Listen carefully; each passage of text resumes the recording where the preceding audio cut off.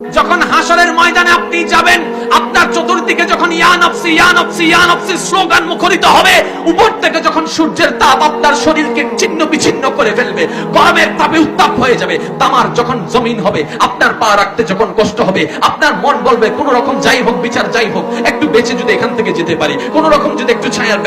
ব্যবস্থা করতে পারি, এখানে যদি একটু পানির ব্যবস্থা হয়, যখন আপনি বেসাহারা হয়ে যাবেন, যখন আপনি আপনার আত্মীয়কে খুঁজবেন, সবাই আপনার থেকে মুখ ফিরাই ফেলবে, আপনার মা বাবা আপনার থেকে চেহারা ঘুরাই ফেলবে, আপনার কলিজার টুকরা বন্ধুরা আপনার হাত ছেড়ে দিবে, আপনার ভাই বোনেরা আপনাকে লাত্তি মেরে ফেলে দিবে, যখন আপনার কাছের মানুষরা আপনাকে দূরে ধাক্কা মেরে ফেলে দিবে, যখন আপনি বেসাহারা হয়ে যাবেন, আপনি যখন নিরুপায় হয়ে যাবেন, হঠাৎ করে একটা আওয়াজ শুনবেন, রব্বি হাবিলি উম্মতি, রব্বি হাবিলি উম্মতি, রব্বি হাবিলি উম্মতি, রব্বি হাবিলি উম্মতি, রব্বি হাবিলি উম্মতি। মনের মধ্যে একটু সাহস অনুভব করবেন, এই মুষ্টি আওয়াজ কোন জায়গা থেকে আসে? কই মা তো আমাকে ডাক দিল না, বাবা তোমাকে ডাক দিল না, কে আমাকে ডাক দিল? তখন উত্তর আসবে, আনা নবিয়ুন, আমি তোমার নবী, আমি তোমার নবী, আমি তোমার নবী, আমি তোমার নবী। ইয়া রাসূলুল্লাহ, যাদের আপন ভাবলাম সবাই ভুলে গেল, আপনাকে স্মরণও করলাম না। দুনিয়ার জগতে আপনি আমাকে এত স্মরণ করলেন, নবী বলবেন তুই তো আমার উম্মত, তুই তো আমার উম্মত, তুই তো আমার উম্মত, তুই তো আমার উম্মত। লা তাহজান, চিন্তা